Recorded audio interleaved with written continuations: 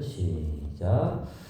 그러므로 너는 내가 우리 주를 증언함과 또는 주를 위하여 갇힌 자 된 나를 부끄러워하지 말고 오직 하나님의 능력을 따라 복음과 함께 고난을 받으라.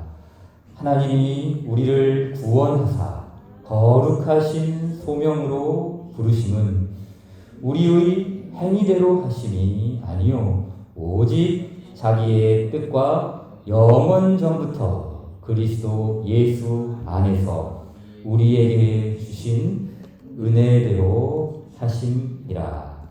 아멘. 네, 교회는 특별한 영광을 누립니다. 그리스도로 말미암아 주어지는 놀라운 은덕들을 누리지요. 우리의 죄를 용서하시고 또한 우리를 의롭다고 여겨주시는 칭의의 은혜를 누립니다. 또한 우리를 하나님의 아들, 딸로 삼아주시는 은혜도 있죠. 단순히 그래 너희 죄를 내가 용서하나 이런 죄 용서로 끝나는 것이 아니라 하나님의 자녀로 우리를 받아주시는 것이죠. 더 나아가 바로 그러한 자녀들에게 거룩함을 이루시는 성화의 은덕을 베푸십니다. 성령 하나님께서 우리를 광화시키셔서 죄에 대하여는 죽고 의를 향하여서는 더욱 풍성한 열매를 맺게 하시죠. 교회를 향한 우리 주님의 특별한 은덕이죠. 이처럼 택함받은 지체는 영광을 누립니다. 의롭다고 여겨주시고 자녀로 삼아주시며 거룩하게 살게 하십니다. 이러한 모든 은혜의 출발점이 있습니다. 우리가 영광스럽게 대함받는 그러한 은덕의 출발점이 있죠. 그 출발점은 무엇입니까? 예수님과의 연합입니다. 예수님께서는 이 일을 위하여 주님과 우리의 연합을 위하여 기도하셨지요. 아버지여, 아버지께서 내 안에 내가 아버지에 있는 것 같이 그들도 다 하나가 되어 우리 안에 있게 하사 세상으로 아버지께서 나를 보내신 것을 믿게 하옵소서. 우리 주님의 기도의 제목이었습니다. 그리스도 안에서 택함받은 지체들, 아버지께서 아드님에게 맡기신 모든 영혼들이 그 삼위 하나님의 연합 안에 있게 하는 것,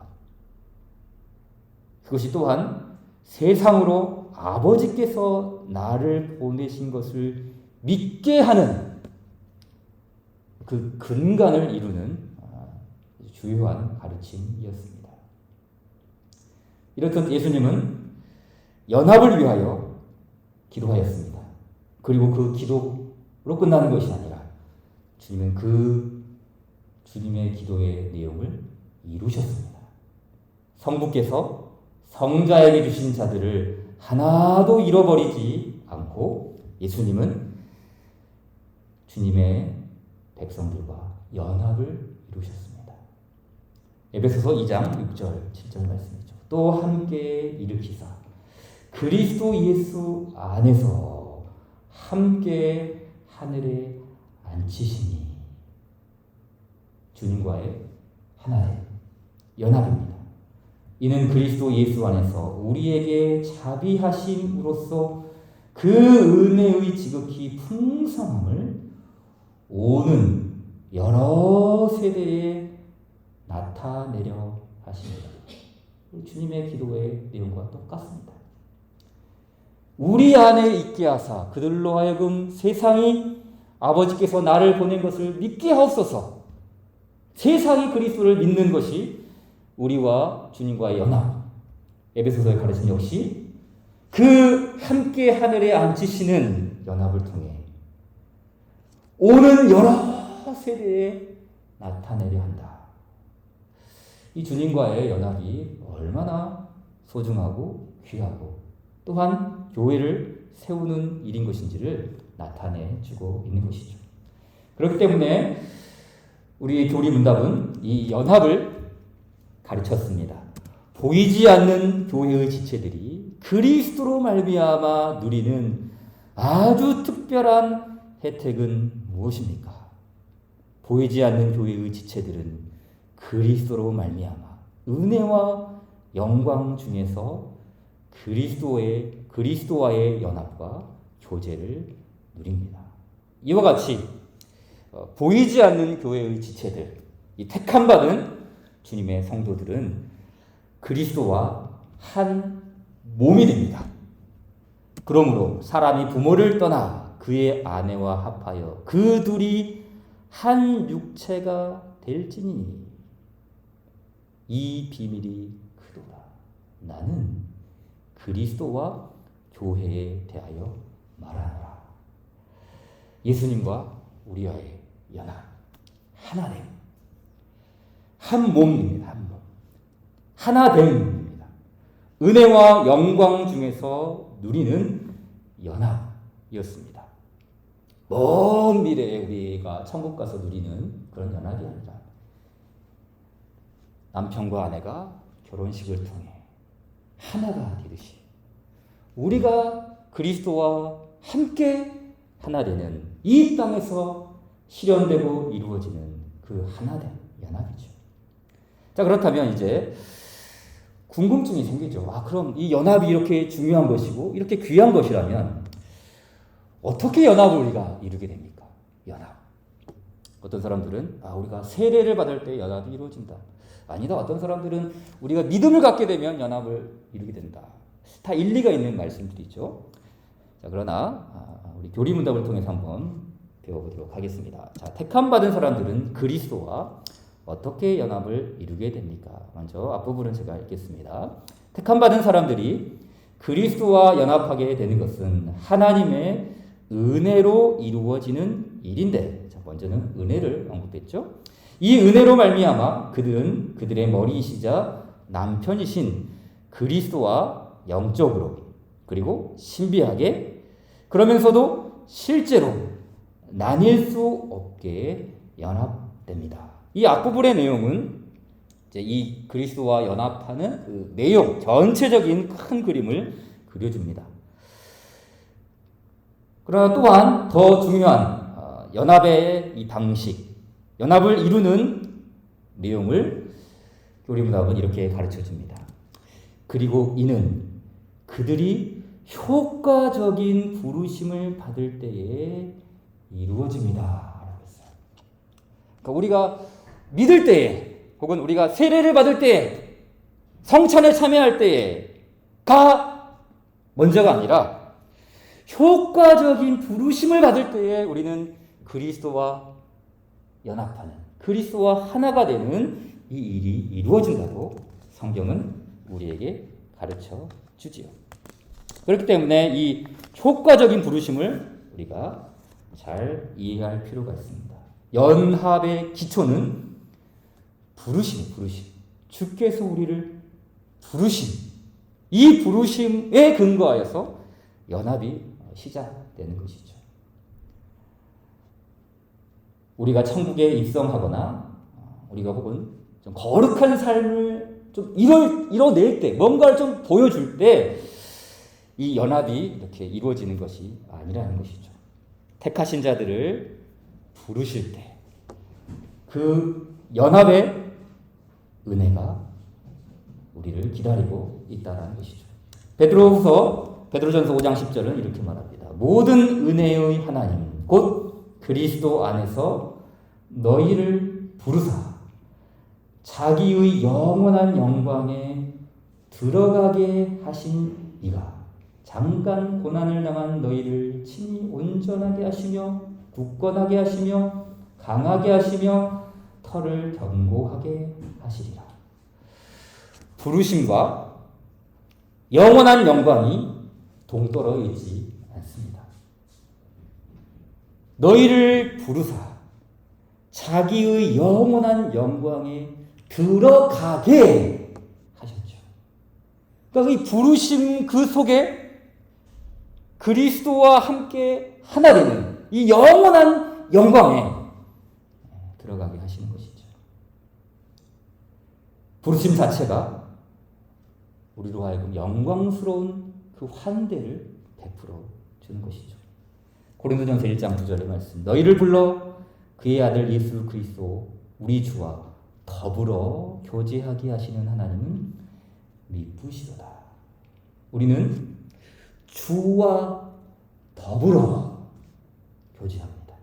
주와 더불어. 이 말을 조금 더 풀어 해석하면 다음과 같습니다. 너희를 교제 안으로, 이 더불어라는 말이 안으로, 그러니까 그리스도가 계시는데 그 그리스도 안으로 이렇게 들어가는 것이죠. 너희를 그 그리스도와의 교제 속으로 부르셨다. 그러니 그 하나님은 신실하신 하나님이시다 라고 고백하고 있습니다.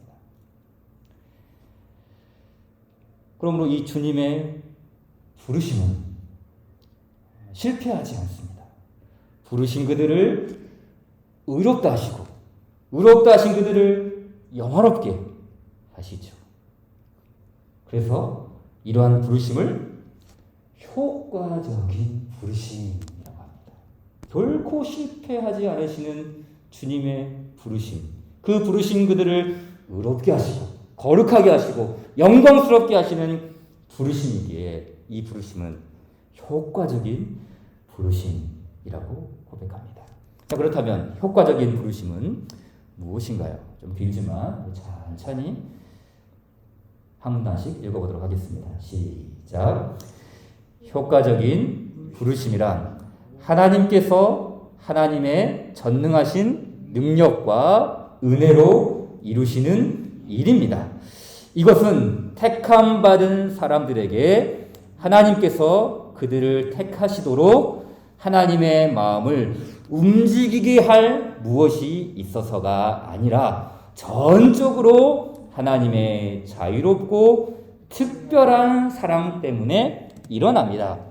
이 효과적인 부르심으로 하나님께서는 택함 받은 사람들을 그가 기뻐하시는 때에 말씀과 성령으로 예수 그리스도께 초청하여 이끄시고 그들의 지성을 구원에 이르도록 밝히시며 그들의 의지를 새롭게 하시고 굳게 결심하게 하셔서 그들이 비록 죄 가운데 죽어 있지만 하나님의 부르심에 기꺼이 그리고 자유롭게 응답하게 하시고 그 부르심을 통해 제공되고 전달되는 은혜를 받아들이고 마음에 두게 하십니다. 자, 좀 길지만 네 가지 요약할 수 있습니다. 네 가지 좀 나눌 수가 있어요. 첫째는 이 효과적인 부르심은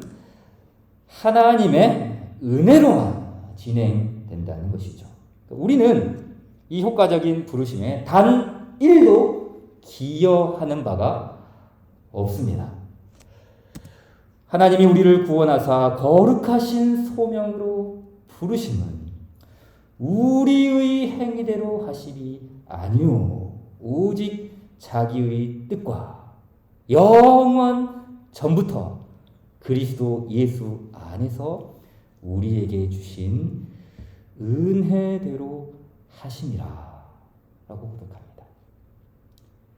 효과적인 부르심은 그 인간의 어느 정도 너의 행위나 기여나 우리가 의지하는 바가 한 개도 없다는 것이죠. 둘째, 이 효과적인 부르심은 말씀과 성령 안에서 이루어집니다.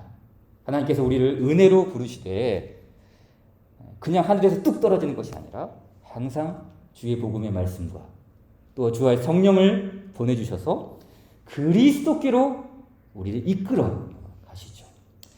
데살로니가후서 2장 13절 14절 하나님이 처음부터 너희를 택하사 성령에 거룩하게 하심과 진리를 믿음으로 구원을 받게 하심이니 이를 위하여 우리의 복음으로 너희를 부르사 우리 주 예수 그리스도의 영광을 얻게 하려 하심이라.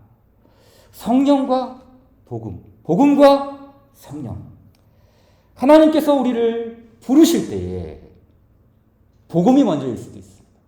그러나 성령이 먼저일 수도 있죠. 또한 성령께서 먼저 역사하시고 복음이 뒤따라올 수도 있습니다. 중요한 것은 이 성령과 복음으로 부르심 받은 자들을 그리스도께 이끌고 간다는 것이죠. 셋째, 이 효과적인 부르심은 죽은 자를 살리는 부르심입니다.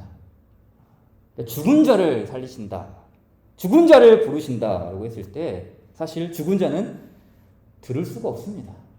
허물과 죄로 죽은 자는 죽어 있죠. 들을 수가 없어요. 그렇기 때문에 죽은 자를 살리시는 성령. 그러니까 우리를 부르심은 바로 이 죽은 자를, 영적으로 죽어 있는 자를 살리시는 부르심이죠. 요한복음 5장 25절 진실로 진실로 너희에게 이르노니 죽은 자들이 하나님의 아들의 음성을 들을 때가 오나니 곧 이때라. 듣는 자는 살아나리라. 종말의 때가 아닙니다. 재림의 때가 아닙니다. 영생을 얻게 되는, 생명을 얻게 되는 그 때가 바로 그리스도께서 부르실 때, 이때라. 이때라. 지금은 은혜의 때다. 주께서 그 음성으로 죽은 자를 부르시죠. 그 때에 듣는 자는 살아나리라. 바로 이 죽은 자를 일으키시는 효과적인 부르심입니다.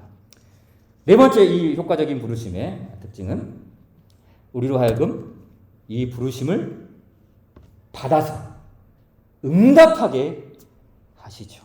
하나님의 부르심에 기꺼이 그리고 자유롭게 응답하게 하시고 우리의 영혼을 일깨워 주셔서 우리의 영혼을 살리신 그리스도께서 그 부르심을 통해 제공되고 전달되는 은혜를 받아들이고 마음에 두게 하시죠. 마음의 할례를 행하시는 것 아니겠습니까? 신명기 30장 6절 말씀이죠. 내 하나님 여호와께서 네 마음과 네 자손의 마음에 할례를 베푸사 너로 마음을 다하며 뜻을 다하여 내 하나님 여호와를 사랑하게 하사 너로 생명을 얻게 하실 것이다. 이처럼 하나님은 자기 백성들을 부르십니다. 효과적인 부르심을 통하여 구원의 응답을 누리게 하시죠. 자, 그렇다면 부르심을 받은 사람이 있다면 부르심을 받지 못하는 사람도 있을까요?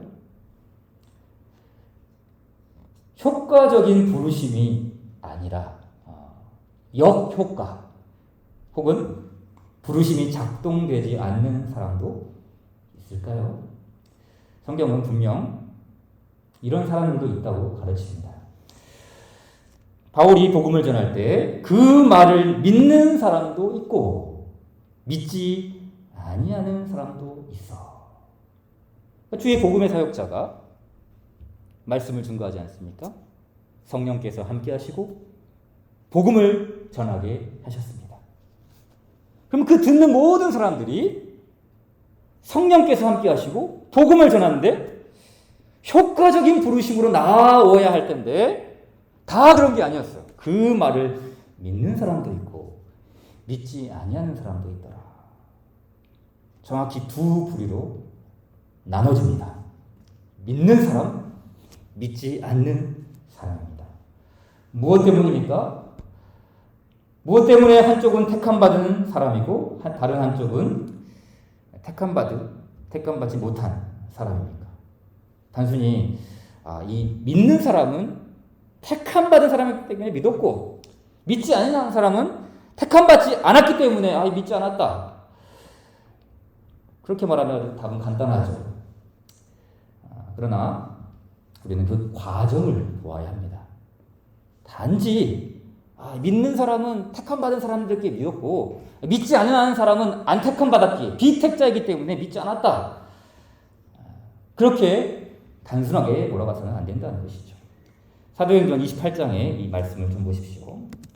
이 백성들의 마음이 우둔하여져서 그 귀로는 둔하게 듣고 그 눈은 감았으니 이는 눈으로 보고 귀로 듣고 마음으로 깨달아 돌아오면 내가 고쳐줄까 함이라 하였으니 그런즉 하나님의 이 구원이 이방인에게로 보내어진 줄을 알라. 그들은 그것을 들으리라 하더라. 부르심이 어떤 사람들에게는 효과적이고 어떤 사람들에게는 왜 효과적이지 못했는가? 그 근거가 무엇입니까?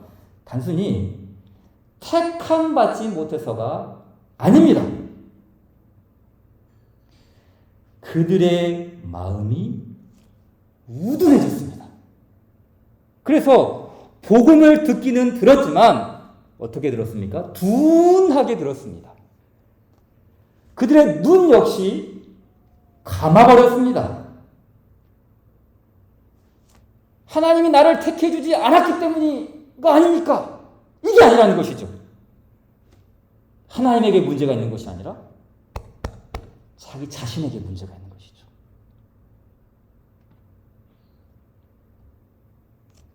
하나님에게 책임이 있는 것이 아니라 들어도 듣지 못하고 보아도 보지 못하는 그 완악한 우둔한 자들의 문제, 그것이 핵심인 것이죠. 그렇기 때문에 우리 교리문답은 어떻게 가르칩니까? 68문을 보십시오. 택함 받은 사람들만 효과적인 부르심을 받습니까? 답 같이 읽어볼까요? 시작. 모든 택함 받은 사람 오직 그들만이 효과적인 부르심을 받습니다. 비록 택함 받지 않은 사람들도 말씀 선포와 성령께서 행하시는 일반적인 일들을 통해 외적으로 부름받을 수도 있고 종종 외적 부름을 받지만 그들은 그들에게 제공되는 은혜를 고의로 무시하고 경멸하기 때문에 당연히 불신앙에 내버려지고 결코 예수 그리스도께 참되게 나아가지 못합니다. 그렇죠. 이 부르심의 원천은 택하심에 있습니다. 부르심의 근거는 택하심이 있어요. 영생을 주기로 작정된 자는 다 있습니다. 모든 택함받은 사람 오직 그들만이 효과적인 부르심을 받습니다. 비록 택함받지 않은 사람들도 말씀 선포와 성령께서 행하시는 일반적인 일들을 통해 외적으로 부름받을 수 있습니다. 그럼에도 불구하고 외적인 이 부르심, 들려지고 보여지고 뭔가 행해지는 그런 외적인 부름을 받지만 내적으로 연결되지 못하는 이유가 무엇 때문입니까? 그들은 그들에게 제공되는, 그렇죠, 그들에게 제공되는 은혜를 고의로 무시하기 때문입니다. 시편 118편 81편 말씀. 내 백성이 내 소리를 듣지 아니하며 이스라엘이 나를 원하지 아니하였도다. 이스라엘입니다. 내 백성입니다. 율법을 모르는 사람들이 아니에요. 외적인 부르심이 있죠. 그러나 그들은 원하지 아니하였습니다. 그래서 내가 그의 마음을 완악한 대로 버려두어 그의 임의대로 행하게 하였도다. 이게 무슨 말입니까? 하나님 핑계대지 말라는 거예요. 하나님이 나를 택해주지 않았기 때문에 내가 버림받은 거 아닙니까? 이것이 아니라는 것이죠. 외적인 부르심이 있고 외적으로 모든 것들을 보여주었지만 그의 마음은 원하지 아니하였어요.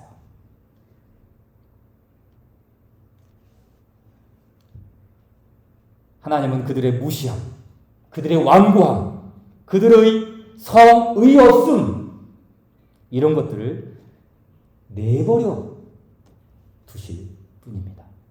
반면 택함 받은 자들은 어떻습니까? 그들이 부름받은 것은 조금 더 자기가 나아서 그런 것이 아닙니다.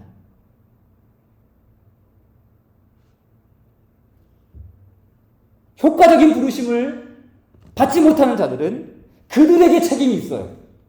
그들 자신의 완악함 때문입니다. 그러나 효과적인 부르심을 받은 사람들은 자기가 잘나서 그러니까 아니죠. 야곱과 에서와 야곱을 생각해 보십시오. 둘 다 악인입니다. 둘 다 죄인입니다.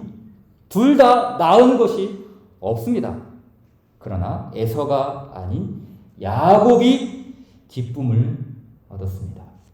로마서 9장 11절 그 자식들이 아직 나지도 아니하고 무슨 선이나 악을 행하지 아니한 때에 택하심을 따라 되는 하나님의 뜻이 행위로 말미암지 않고 오직 부르시는 이로 말미암아 서게 하려 하사. 하나님께서 효과적으로 부르시는 이 모든 신자들은 그들의 잘남 때문이 아니라는 것이죠. 무슨 선이나 악을 행하지 아니한 때에 택하심을 따라 이것은 이루어진 것이다. 우리가 효과적으로 주님의 부르심을 받았을 때에 그 어느 것 하나 우리의 공로는 하나도 존재하지 않다라는 사실입니다. 자, 이제 말씀을 좀 정리해 보도록 하겠습니다. 자, 보이지 않는 교회의 지체들은 연합을 누립니다. 교회의 머리이신 그리스도와 완전하고도 실제적인 연합을 맛봅니다. 이 연합은 효과적인 부르심으로 말미암아 주어진다고 했습니다.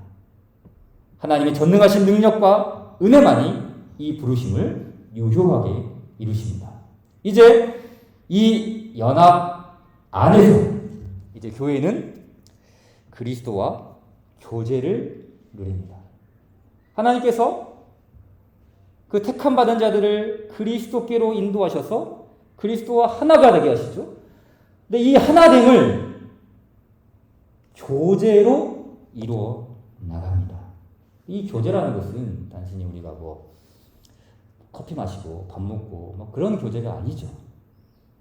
사귐을 뜻하는 것이 아니라 이 그리스도와의 교제, 연합한 성도들이 그리스도와 교제를 나눈다는 것은 우리의 구원과 연관되어 있습니다.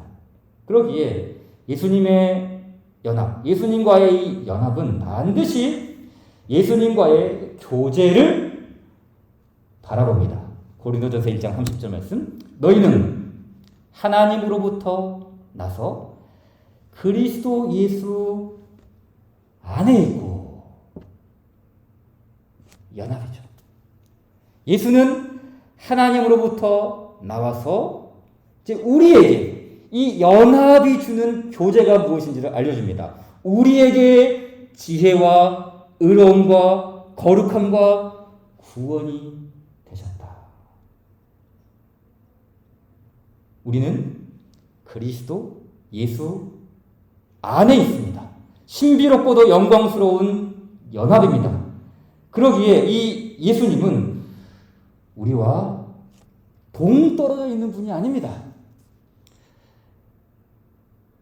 예수님은 우리 밖에서 우리와 상관없는 분으로 저 멀리 하늘 보좌에 앉아 계시는 예수님, 그리고 우리는 저 밑에 땅에 있는 지체가 아니라는 것이죠. 그리스도께서는 하늘에 계시지만 그의 성령으로 우리와 연합을 이루십니다. 그리고 그 연합한 주의 교회의 지체들에게 지혜와 의로움과 거룩함과 구원함이 되어 주십니다.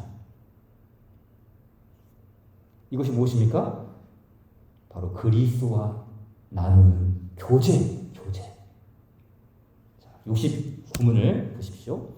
보이지 않는 교회의 지체들이 은혜 안에서 그리스도와 나누는 교제. 그 교제는 무엇입니까? 답, 시작. 보이지 않는 교회의 지체들이 은혜 안에서 그리스도와 나누는 교제는 그들이 의롭다 하심을 받는 것, 칭의, 양자가 되는 것, 양자됨, 점점 거룩하게 되는 것, 성화, 그 밖에 이 세상에서 그리스도와의 연합을 나타내는 모든 일에서 그리스도의 중보의 효험에 참여하는 것입니다. 자, 다시 보십시오. 그리스도와 나누는 교제는 무엇입니까? 라고 했을 때 그 핵심적인 답은 맨 밑에 있어요. 그리스도의 중보의 효험에 참여하는 것입니다. 이거. 그리스도와 나누는 교제는 무엇입니까? 라고 했을 때 그 교제는 그리스도께서 이루신 이 중보의 사역에 내가 참여하는 것이죠. 그래서 참여를 하게 될 때 그들이 의롭다 하심을 받습니다. 칭의. 양자가 됩니다. 하나님의 아들, 딸이 되죠. 그리고 점점 거룩하게 됩니다. 성화의 은덕들입니다. 물론 그리스도와의 연합이 주는 은덕들은 이것밖에 없겠습니까? 더 있죠. 풍성하게 있습니다. 칭의, 양자, 성화 이런 것들을 초월하여 더욱 넘쳐나는 은덕들이 있습니다. 중요한 것은 무엇입니까? 내가 그리스도께서 이루신 이 모든 일에 참여하는 것이죠. 그리스도의 중보의 효험에 참여하는 것. 그것이 뭐라고요? 그리스도와 나누는 교제. 그리스도께서 우리를 부르셔서 연합하게 하셨죠. 이 연합한 성도들은 이제 그 그리스도의 구원의 사역에, 중보의 사역에 참여하는 것. 교제하면서 참여를 하게 될 때 우리는 그 구원의 은덕들, 칭의, 양자됨, 성화, 영광 이 모든 은혜들을 바로 이 그리스도로 말미암아 누리며 영광스러운 지체로 세워지는 것 아니겠습니까? 그래서 여기 참여한다 라는 말을 우리는 기억해야 됩니다. 참여한다 라는 말을 성경의 다른 말로 표현하면 거한다. 내 안에 거하라. 요한일서 1장 2장 24절 이하의 말씀 보십시오. 너희는 처음부터 들은 것을 너희 안에 거하게 하라. 참여하라. 복음 진리의 말씀.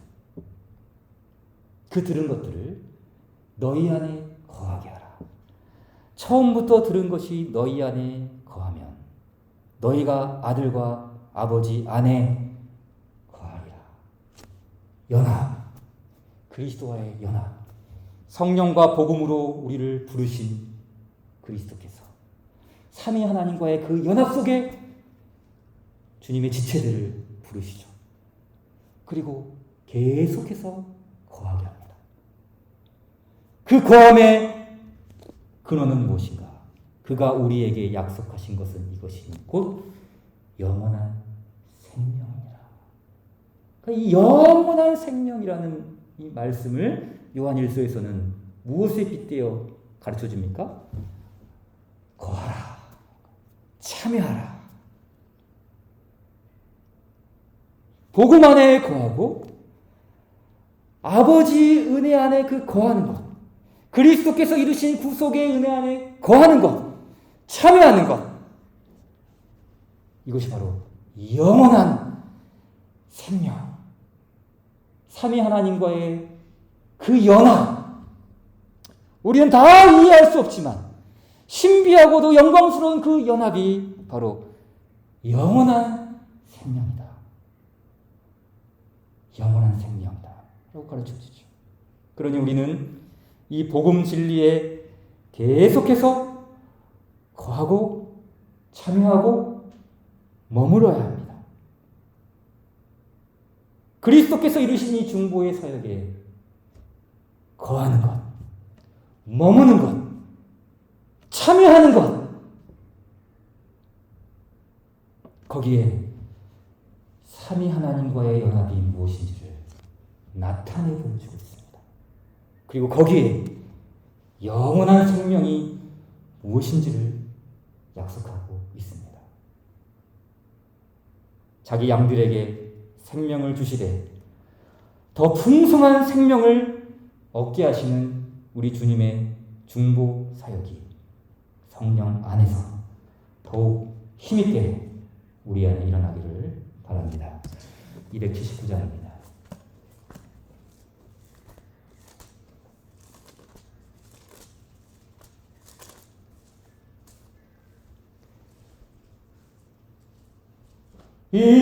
인내하신 구세주여 내가 비오니 죄인 오라 하실 때에 날 부르소서. 주여 주여 내가 비오니 죄인 오라 하실 때에 날 부르소서. 자비하신 보좌 앞에 꿇어 엎드려 자복하고 회개하니 믿음 주소서. 주여 주여 내가 비오니 죄인 오라 하실 때에 날 부르소서. 주의 공로 의지하여 주께 가오니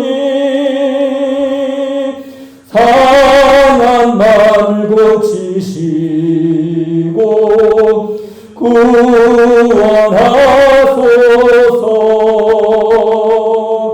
주여 주여 내가 비오니 죄인 오라 하실 때에 날 부르소서. 만복 근원 우리 주여 위로하소서. 우리 주와 같으시니 어디 있을까. 주여 주여 내가 비오니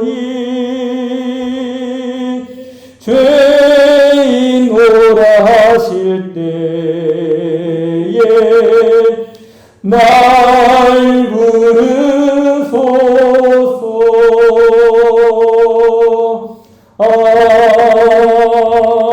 아멘. 기도하겠습니다. 하늘에 계신 우리 아버지여, 이름이 거룩히 여김을 받으시오며 나라의 임하옵시며 뜻이 하늘에서 이룬 것 같이 땅에서도 이루어지이다. 오늘날 우리에게 일용할 양식을 주옵시고 우리가 우리에게 죄 지은 자를 사하여 준 것 같이 우리 죄를 사하여 주옵시고 우리를 시험에 들게 하지 마옵시며 다만 악에서 구하옵소서. 되게 나라와 권세와 영광이